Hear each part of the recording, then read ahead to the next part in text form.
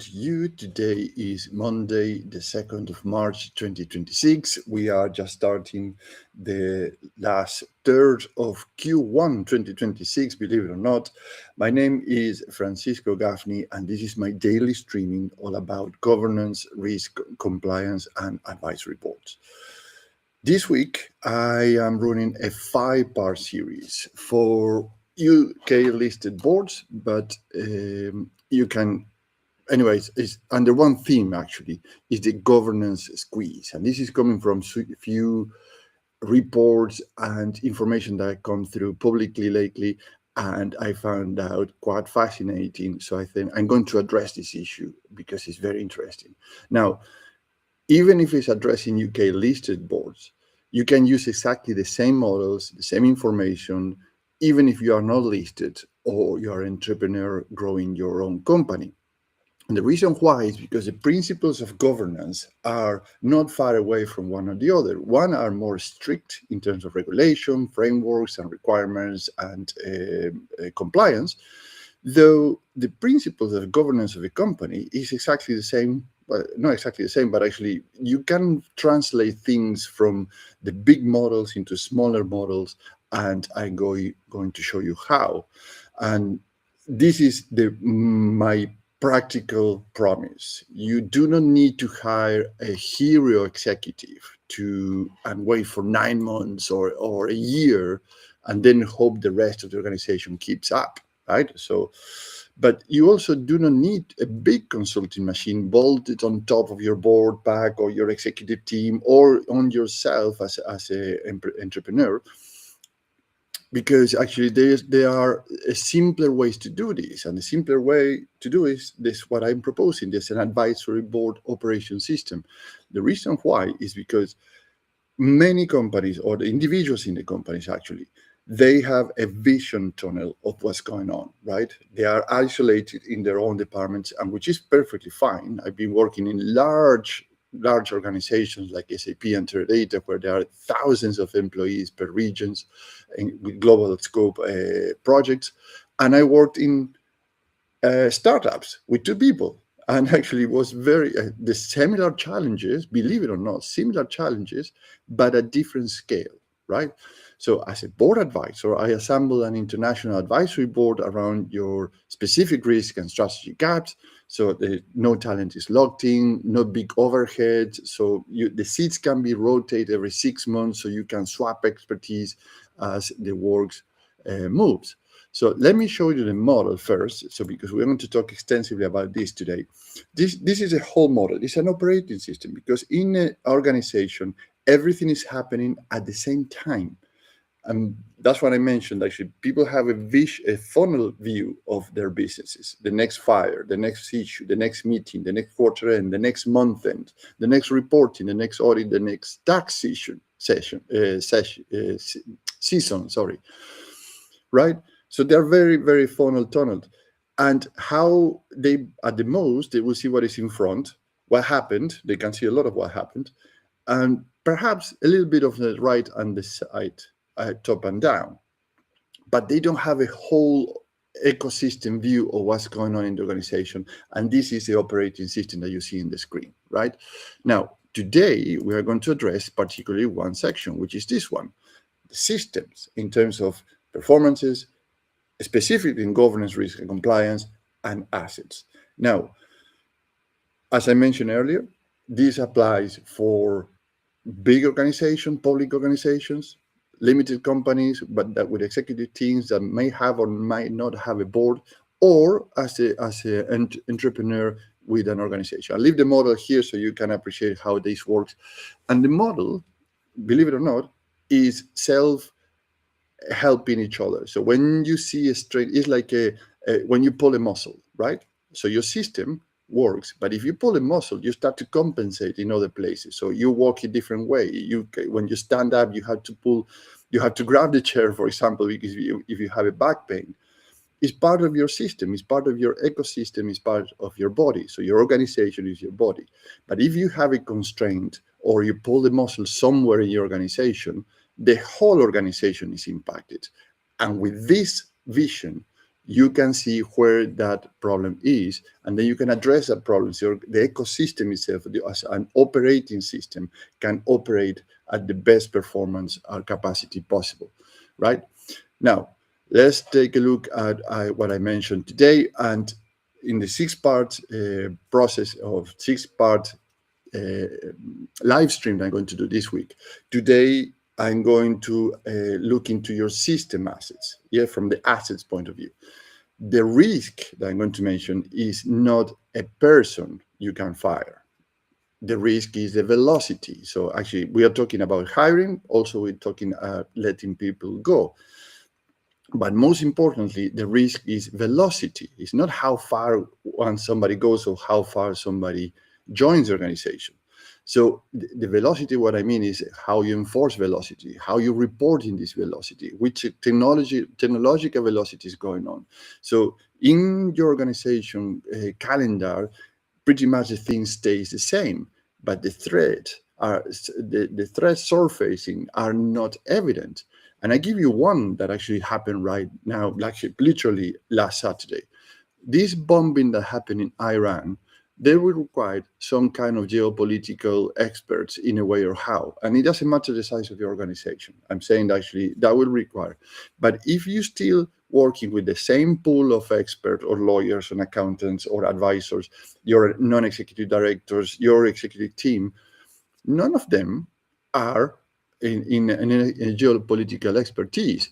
And what you need there is somebody that in the next 10 days can come and say, this is what happened in the past 2 years that evolved to the point that we are today, right? The facts today is the bombing that happened. Now, based on the information that was happening in the past 2 or 3 years, what the facts that we have today, these are potentially the scenarios that we have to consider for our company, our organization, our teams, right? So that's what I mentioned, velocity. The things are changing so fast. It's like walking or running on quicksands now. So you need the capacity to very quickly get into the information and which will be the next step that you're going to perform in terms of your organization, your strategies, adjustments, etc., etc. Right? Because you have social changes that will happen right now. You have technological changes that are happening as we speak, like AI. I'm going to address AI tomorrow because having AI could be a liability now because the laws and requirements and frameworks are tightening. And then you have economical changes or geopolitical changes. So all these things have to be considered, and you need a velocity. If you stay with the same board, the same executives all the time, which is perfectly fine, how fast you can gather that information to make an assessment and decide what is going to happen next. Ambiguity, uncertainty, etc., etc. But I can bring together an advisory board very quickly that change the team members as you need them. And I'm going to explain this in the next minutes or so. So this is when the boards tell me many times, well, yeah, but we got governance covered. And yes, you have governance covered in the static best case scenario environment as everybody put together this organization. So I asked this question, which sometimes you see in their faces that is not very welcome, this question. So yeah, you are covered. By what exactly?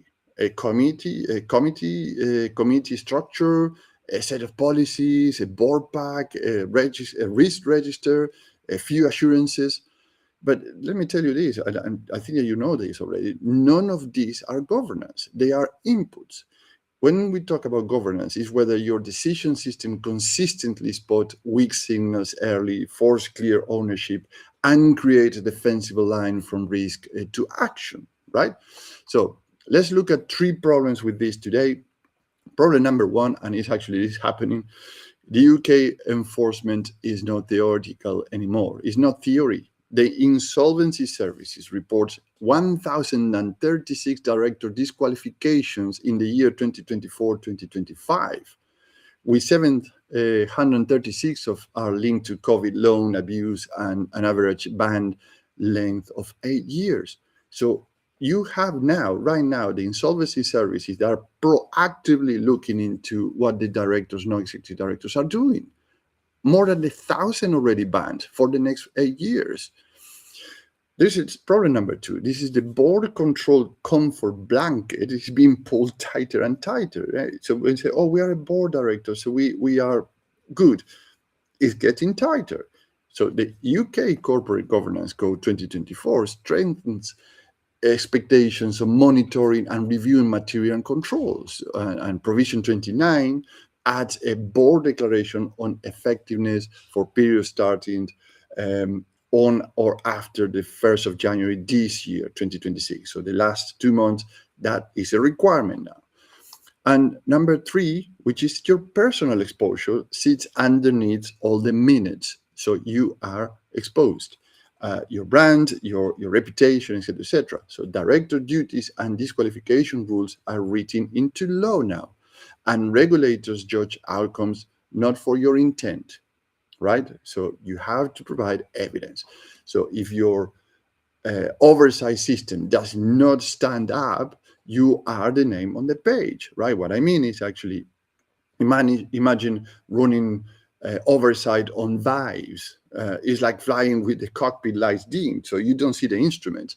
And if you're running into the cliff, you can go very fast, but nothing stops you seeing the cliff because you can see. The instruments help you to see this kind of thing. And the instrument, I say, all the systems that are prepared to help you to make the right decisions, the right owners on those decisions, and where is the evidence is collected and stored.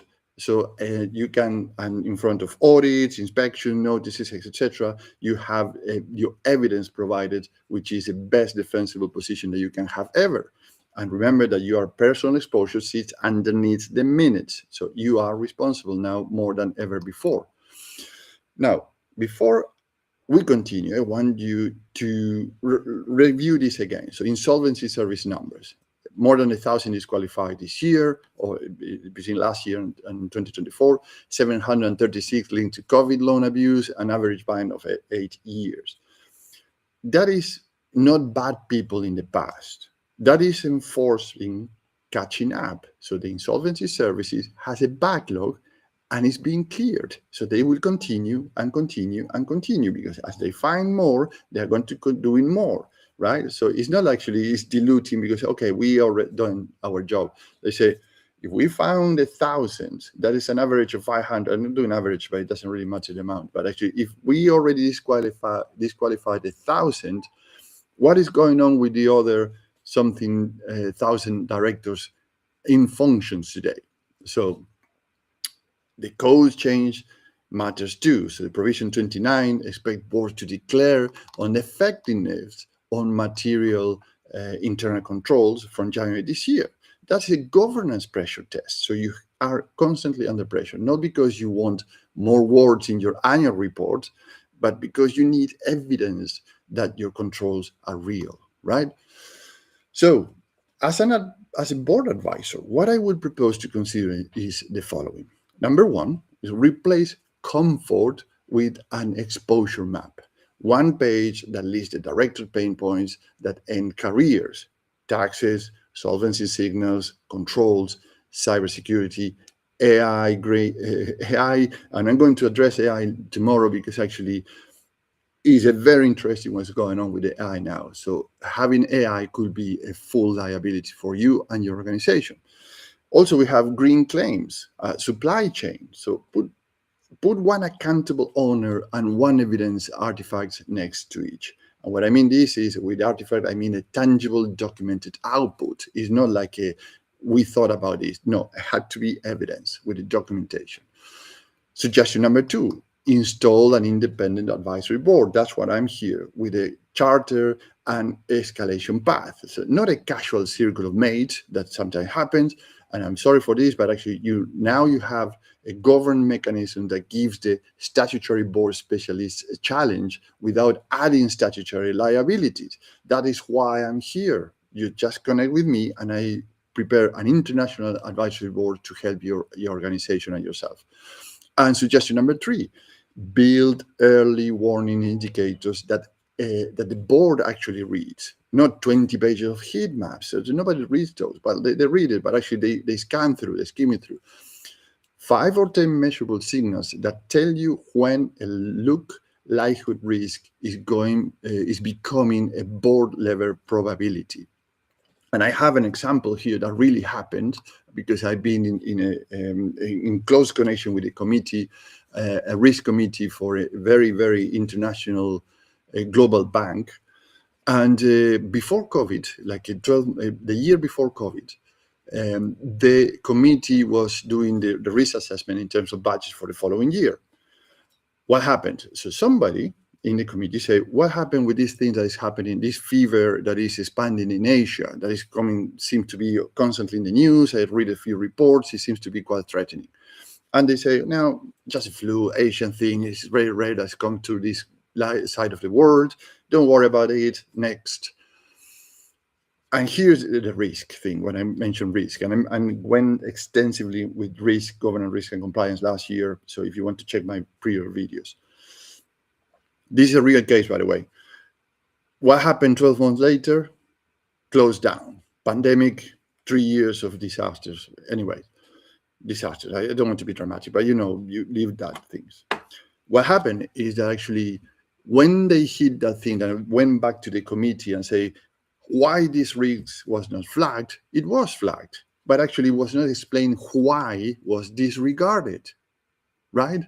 So there was dismissed literally, like no, not a risk, something that happened in Asia. So it was not really treated as a potential risk. They didn't have, I would put together an advisory board that will look into experts in different areas, and they will tell you, it's not that you cannot disregard all the risk. You can. The thing is that you have to say why you're disregarding these risks, right? So let's slow down on the first one, which is the suggestion number one, which is the exposure map. So I'm going to into a tangent. Sorry. So most boards do not lack information. That's what I'm trying to say. They lack in agreed view of what matters enough to trigger intervention, right? That's what I'm saying. That's why the exposure map is powerful. You remove the hidden place, right? So you can remove these places where you say, this is a risk, but actually we don't know why. And when you explain why it's not a risk, this is a very powerful tool to have. In terms of an independent advisory board, you already use external auditors, brokers, lawyers. So that is, how I can put it, episodic expertise. So advisory boards give you a continuous expertise and a place for experts to challenge you live, right? So, and you can rotate these experts every 6 months or every quarter, whatever is the case. So you have a fresh pool of thinking and experts, like I mentioned the war in Iran.